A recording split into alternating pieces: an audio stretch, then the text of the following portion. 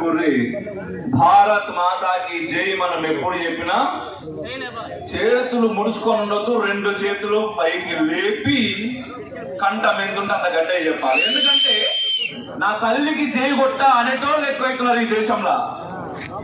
భారత మాత నా తల్లి కాదంటాడు, నిలవరమంటారు. భారత్ మాతాకి జై కొట్టిందా మన తల్లి అంటే మేము జై కొట్టమంటారు. పోనీ త్రివర్ణ పతాకం మన దేశం యొక్క గౌరవం గాల్లో ఎగురుతుంటే దానికి సెల్యూట్ చేయాలి అంటే మేము సెల్యూట్ చేయము అంటారు. మరి మనం గవర్నీ కాదు, అట్లీస్ట్ హనుమాన్ శోభయాత్రలు, శివాజీ శోభయాత్రలు జరుగుతూ ఉంటే వార్తలు మీరు చూస్తూ ఉంటారు. ముఖ్యంగా భారతదేశంలో ఎప్పుడైనా పెద్ద పెద్ద శోభయాత్ర ఎక్కడ జరిగినా కూడా పూర్వకాలంలో ఏమైతుండే అంటే భగవంతుడు పైనుంచి పూల వర్షం కురిపిస్తుండే. ఏం కురిపిస్తుండే? పూల వర్షం కురిపిస్తుండే. ఇప్పుడు మరి శోభయాత్రలు జరుగుతుంటే మా భాగ్యనగర్ లో పైనుంచి ఏం కురిపిస్తున్నారు తెలుసా? ఏం కురిపిస్తున్నారు? ఏం కురిపిస్తున్నారు? రాళ్ల వర్షం కురిపిస్తున్నారు. మరి ఆ రాళ్ల వర్షం కురిపియొద్దంటే మనం ఏం చేయాలి? ఏం చేయాలి? ఏం అవసరం లేదు, గట్టిగా పిడికిలు బట్టి పైకి ఎట్టేదాం.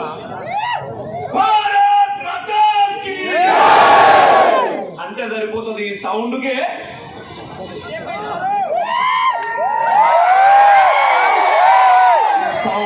సగం వస్తారు. నిజంగా ఛత్రపతి శివాజీ మహారాజ్ జయంతి సందర్భంగా నన్ను ఇది పిలిచినందుకు మాటల కంటే ముందు కూడా నా కడుపు నిండిపోయింది. వచ్చినప్పటి నుంచి అడుగుతున్నారు ఏం తింటావు, ఏం తాగుతావు, ఏం తింటావు, ఏం తాగుతావు అని. ఏమొద్దు, మీ అందరినీ చూడగానే నా కడుపు ఫుల్ నిండిపోయిందని చెప్పిన నేను. ఛత్రపతి లేకపోతే ఏమైతుండే అని చెప్పేసి చాలా మంది అంటా ఉంటారు. మనకేంటంటే బానిసత్వపు భావజాలం అలవాటు అయిపోయిందన్న. కానీ నా అదృష్టవశాత్తు ఈ ఊర్లో బానిసలు లేరు. దానికోసం చాలా ఆనందంగా ఉన్నది. ఎందుకంటే ఏడికి వచ్చినా అరే నాయన ఛత్రపతి లేకపోతే నీ బతుకు లేదు, ఛత్రపతి శివాజీ జయంతి చేస్తున్నాం అంటే మీ ఊర్లో విగ్రహం పెట్టుకోమంటే పోలీసు వాళ్ళు పర్మిషన్ ఇయ్య అంటారు, యాత్రలు చేస్తామంటే పోలీసు వాళ్ళు పర్మిషన్ ఇయ్య అంటున్నారు. కానీ ఇక్కడ పోలీసు వాళ్ళు దగ్గరుండి అన్ని కార్యక్రమాలు మీతో చేపిస్తున్నారు. అంటే మీ దగ్గర ఎంత దమ్ము ఉన్నదో నాకు అర్థమైంది. ఈ దమ్ము దేశం మొత్తం ఉండాలని చెప్పి నా ఛత్రపతి శివాజీ మహారాజ్ పాదాల సాక్షిగా మరోసారి కోరుకుంటున్నా. ఒకటే మాట, మనకు తెలిసింది ఏమున్నది, కొన్ని వేల సంవత్సరాలు, వందల సంవత్సరాలు భారతదేశం మీద ఓడు కాకపోతే ఓడు, ఓడు కాకపోతే ఓడు, ఓడు కాకపోతే ఓడు వచ్చిండు, కొట్టిండు, పోయిండు, వచ్చిండు, కొట్టిండు, పోయిండు, వచ్చిండు, కొట్టిండు, పోయిండు. ఆ కొట్టిన వాళ్ళ మన పుస్తకాలలో ఉంటారు. వాడు గొప్పోడు అంటారు, వాడు ద రూలర్ అంటారు. అరే నాయన అట్లా నా కొడుకులందరూ కూడా దాదాపు 19 సంవత్సరాలు ఒక హీరో కోసం కొన్ని వేల లక్షల సైన్యాన్ని పట్టుకొని తిరిగిర్రు తిరిగిర్రు తిరిగిర్రు తిరిగిర్రు తిరిగిర్రు తిరిగిర్రు తిరిగిర్రు తిరిగిర్రు ఏడగలుగుతాడే స్వామి మహారాజ్ ఛత్రపతి శివాజీ. ఆ తర్వాత 52 ఏళ్ళు అయిన తర్వాత ఆయన చిన్న అనారోగ్యంతో మరణించినప్పుడు ఔరంగజేబ్, ఈ రోజు అంటే మొన్న దాకా మనకి చరిత్ర ఇంతగా తెలియనప్పుడు మన పుస్తకాలలో మనకు హీరో అని నేర్పినటువంటి ఔరంగజేబ్ ఏమన్నాడు తెలుసా? ఛత్రపతి శివాజీ మహారాజ్ అల్లాహకు కూర్చొని ఆయన ప్రార్థన చేసుకుంటా ఉన్నాడు ఔరంగజేబు. ఆ సమయంలో ఛత్రపతి శివాజీ మహారాజ్ పరమపదించిండు అంటే చనిపోయిండు అన్న విషయం తెలిసి ఆయన బయటకు వచ్చింది. ఇంటి నుంచి బయటకు వచ్చి పైన ఆకాశాన్ని చూసుకుంటా, ఖుదా ఒక అద్భుతమైనటువంటి వీరుణ్ణి నాకు శత్రువుగా నువ్వు పుట్టించినావు, ఆ వీరుడు ఈ రోజు చనిపోయి నీ దగ్గరికి వస్తున్నాడు, స్వర్గపు ద్వారాలు తెరిచించు. ఎవరు మాట్లాడిర్రు మాట? ఎవరు మాట్లాడిర్రు? ఒక శత్రువు మాట్లాడిండు. మరి ఈ రోజు ఒక శత్రువు ఛత్రపతి శివాజీ మహారాజ్ గురించి అట్లా మాట్లాడి నా కొడుకులకు ఏమైందో నాకు అర్థం కాదు. ఆయన గురించి మాట్లాడడానికి, ఆయన గురించి మన పిల్లలకు నేర్పడానికి ఆయన ఒక్కడు కాదు, ఆయన కొడుకు శివాజీ మహారాజ్ గురించి మొన్న చావా సినిమా వచ్చిన తర్వాత అది ఎప్పుడు తెలిసింది మనకు? మొన్న సినిమా వచ్చినాక తెలిసింది. ఏం తెలిసింది? అరే ఛత్రపతి శివాజీ మహారాజ్ కొడుకు కూడా మన కోసం పోరాడిందట. ఛత్రపతి శివాజీ మహారాజ్ కొడుకు ఒక్కడు కాదురా నాయన, ఈ రోజు ఇంతమందిని బొట్లు పెట్టుకొని ఇలా కాషాయపు జెండాలు పట్టుకొని ఉన్నాం కదా. మా ఇళ్ళల్లా మా తాత ముత్తాతలు ప్రతి ఒక్కళ్ళు ప్రాణాలను పణంగా పెట్టి, అరే అమ్మ పోదుమని నా ప్రాణం నా ధర్మం ముఖ్యం. ఈ రోజు మనం అందరం కూడా ఇంత గర్వంగా ఇంత అద్భుతంగా ఛత్రపతి శివాజీ మహారాజ్ జయంతి జరుపుకుంటున్నాం.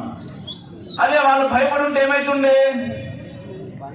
వాళ్ళు భయపడుంటే ఏముంటున్నారే, నువ్వు బొట్టు పెడితే నిన్ను చంపుతా, నువ్వు గుడికి పోతే నిన్ను చంపుతా, మీరు శ్రీరా కట్టుకుంటే మిమ్మల్ని చంపుతా, మీ నుదుటిలో సింధూరం పెట్టుకుంటే మిమ్మల్ని చంపుతా. అరే మమ్మల్ని చంపుతారట అనుకున్న వాళ్ళందరూ ఏం చేసిరు? కట్ చేసుకొని మతం మారారు. మిగిలిన వాళ్ళందరూ ఏమయ్యారు? ధర్మ వీరులై ఈరోజు ఛత్రపతి శివాజీ మహారాజ్ జయంతి ఇంత అద్భుతంగా జరుపుకుంటున్నారు. అంటే ఒక్క ఛత్రపతి గారు మన ప్రతి కుటుంబంలో, ఈరోజు ఈ ఊర్లో ఉన్న ప్రతి కుటుంబ సభ్యులలో ఒక్కో ఛత్రపతి శివాజీ మహారాజ్ ఉండే, ఒక్కో ఝాన్సీ లక్ష్మీబాయి ఉండే, ఒక్క సైరాబాయి ఉండే, వాళ్ళందరూ కూడా మన కోసం పోరాడారు, మన ధర్మం కోసం పోరాడారు. ఒక చిన్న మాట చెప్తే, నేను పెద్దలు ఉన్నారు, ఎక్కువ సమయం తీసుకోవద్దు, కానీ మీ అందరిని చూస్తుంటే నాకు ఉత్సాహం ఎక్కువ వస్తున్నది. మిమ్మల్ని అందరినీ వదిలిపోవడం లేదు. నేను ప్రత్యేకంగా ఈరోజు ఇక్కడికి రావడానికి గల కారణం ఏంటిదంటే, మీరు ఎప్పుడు భాగ్యనగర్కి వచ్చిన అమోఘ్ దేశపథ్ అనేటువంటి ఒకరు ఉంటారని గుర్తుపెట్టుకోండి. ఇక్కడ ఏమొచ్చినా సరే, అక్కడ ఏమొచ్చినా సరే నా పేరు గుర్తుపెట్టుకోండి, నేను ఉంటా ఖచ్చితంగా. ఎవరి కోసమైనా, ధర్మం కోసం ముఖ్యంగా. ఛత్రపతి శివాజీ మహారాజ్ దగ్గర నేతాజీ హాల్కర్ అని ఒక మనిషి ఉండే అన్న. ఎవరుండే? నేతాజీ ఉండే. అయితే ఆ నేతాజీని ఏం చేసారు అంటే, చిన్నగా రాజ్యం అన్నప్పుడు చాలా మంది ఉంటారు, సైనికులు ఉంటారు, వాళ్ళ పైన పెద్దోళ్ళు ఉంటారు, వాళ్ళ పైన ఇంకా పెద్దలు ఉంటారు, ఒక హైరార్కీ ఉంటుంది, కొన్ని వందల మంది సైన్యం ఉంటుంది. అయితే ఆ నేతాజీ అనే ఆయనను బలవంతంగా తీసుకుపోయి మత మార్పిడి చేశారు. ఏం చేశారు? మత మార్పిడి చేసి దాదాపు 9 సంవత్సరాలు ఛత్రపతి శివాజీ మహారాజుకు దూరంగా తీసుకుపోయారు. 9 ఏళ్ళు దూరంగా తీసుకుపోయారు ఈ రాజ్యానికి. ఆ మహారాజుకు దూరంగా తీసుకుపోయిన తర్వాత ఓ రోజు ఆయననే బలవంతంగా ఛత్రపతి శివాజీ మహారాజ్ మీదకి యుద్ధానికి పంపారు. ఎందుకు? వాళ్ళతో అయితలేదు ఈయనను గెలవనికి. కాబట్టి ఈయన పక్కన వాళ్ళని తీసుకుపోయి ఏమన్నా చేద్దామని చెప్పి అచ్చేసి లాస్ట్కు పంపారు. పంపిన తర్వాత ఇక రేపైతే యుద్ధానికి పోవాలి. ఈయనకేమో మనసు ఒప్పలేదు, ఎందుకంటే మహారాజు గురించి తెలిసింది. ముందు రోజు అర్ధరాత్రి గుర్రం మీద అనుకుంటా మెల్లగా వచ్చేటప్పటికి ఛత్రపతి శివాజీ మహారాజు కొంచెం అనారోగ్యంగా ఉన్నాడంట. బయట అందరు సైనికులు ఉన్నారు, ఎవర్రా నువ్వు లోపలికి పోవద్దు, మహారాజు లోపల ఉన్నాడు అంటే, లేదు నేను కలవాలి అంటున్నప్పుడు ఆ గొంతు విన్నాడు ఛత్రపతి. ఏందో మా నేతాజీ గొంతు వలే ఉన్నది అని చెప్పేసి గూడారం నుంచి బయటకు వచ్చిందట ఆయన. చూడంగానే నేతాజీ ఉన్నాడు, కానీ వేషం మొత్తం మారిపోయింది. మీసాలు వేరే, గడ్డం వచ్చింది, పైన టోపీ వచ్చింది, ఓ గుర్రం మీద ఎక్కిళ్ళు. ఛత్రపతి శివాజీ మహారాజు తెలుసు, 9 ఏళ్ళు బయటకు పోయిండు, మతం మారిండు, నా మీద అలిగిండు, వాళ్ళు నా మీదకే యుద్ధానికి పంపుతున్నారు, ఇవన్నీ తెలుసు. తెలిసినా కూడా ఆయన ఏమన్నారు తెలిసిన? ఆ మనిషిని చూడంగానే, ఎలా ఉన్నావు నేతాజీ అనంగానే ఆ నేతాజీకి కళ్ళల్లో నీళ్ళగా కాళ్ళ మీద పడ్డాడు. మహారాజా నన్ను క్షమించు అంటే, కాళ్ళ మీద కాదు నువ్వు ఉండాల్సింది ఇక్కడ అని చెప్పి హత్తుకపోతుంటే, లేదు నేను పాపిని అయిపోయినా, నేను మతం మారినా, నన్ను నువ్వు టచ్ చేయకు అన్నాడట నేతాజీ. మతం మారినా ఏం మారినా కూడా నేతాజీ నువ్వు ఎప్పుడు కూడా నా మనసులోనే ఉంటావు, మతాన్ని ఏమున్నది, నిన్ను నేను రేపు పొద్దున్నే పండితులను తీసుకొచ్చి మళ్ళీ గర్వాపసి చేపిస్తా.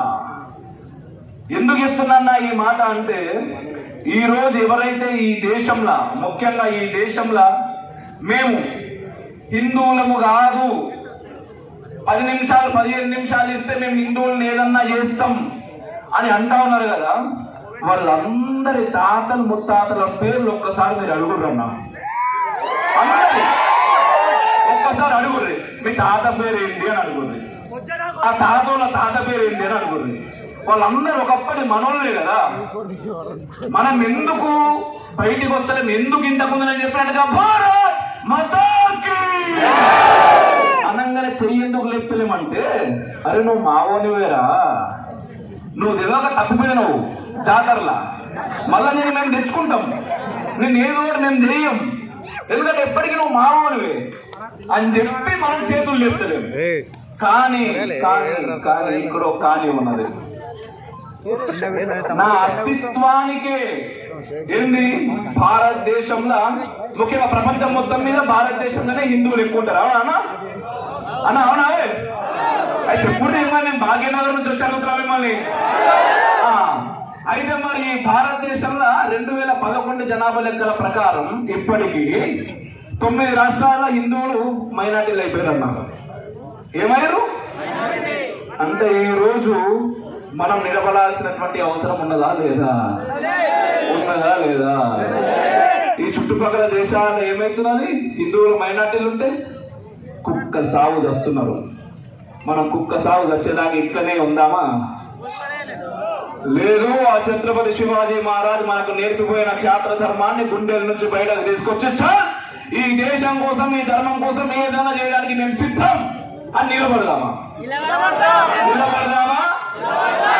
నిలబడాలి. అట్లాంటి నిలబడే యోధులు ఇక్కడ నా కళ్ళ ముందు చాలా మంది కనబడుతున్నారు కాబట్టి నేను మాట్లాడుతున్నా ఈ మాట. ఖచ్చితంగా నిలబడాల్సినటువంటి అవసరం ఉన్నదన్నా. ఏం చేసినా దేశం బాగుండాలి. దేశం బాగుండాలంటే ధర్మం బాగుండాలి. ధర్మం బాగుండాలంటే మనం యుద్ధం చేయాలి. ధర్మం బాగుండాలంటే యుద్ధం చేయాలి. శ్రీరాముడు చెప్పిండు ధర్మాన్ని ఎట్లా పాటించాను. ఆ తర్వాత శ్రీకృష్ణ పరమాత్మ ఏం చెప్పిండు, ధర్మాన్ని ఎట్లా నిలబెట్టానో చెప్పిండు. అర్జునుడు కూడా ఇట్లనే వచ్చిండు మన లెక్కన. ఈ రోజు భారతదేశంలో హిందువుల పరిస్థితి ఏంటిదో, ఆ రోజు కురుక్షేత్రంలో అర్జునుడి పరిస్థితి కూడా అదే. లోపల యుద్ధంలోకి వచ్చిండు, యుద్ధ రంగంలో మధ్యలో నిలబడ్డాడు. నిలబడ్డ తర్వాత బావా మనం అంటాం కదా, ఏ మా వాళ్ళే కదా, వాళ్ళతోటి ఇల్లు ఎందుకు, వాళ్ళతోటి పగెందుకు మాకని. అట్లనే ఆయన కూడా బావా నా పెదనాయన ఉన్నాడు, మా అన్నున్నాడు, నా తమ్ముడున్నాడు, నా గురువులున్నారు, వీళ్ళతోటి నేను యుద్ధం చేసి నాకెందుకయ్యా ఈ రాజ్యం నాకొద్దు, వీళ్ళతో యుద్ధం చేసి వచ్చే రాజ్యం అన్నాడు. అప్పుడు శ్రీకృష్ణ పరమాత్ముడు అన్నాడు, పార్థ నువ్వు అనుకుంటా ఉన్నావు యుద్ధం నీ వాళ్ళతో చేస్తున్నావని, నీ రాజ్యం కోసం చేస్తున్నావు. నీ రాజ్యం కోసం కాదు, నువ్వు ధర్మం కోసం చేయాలి.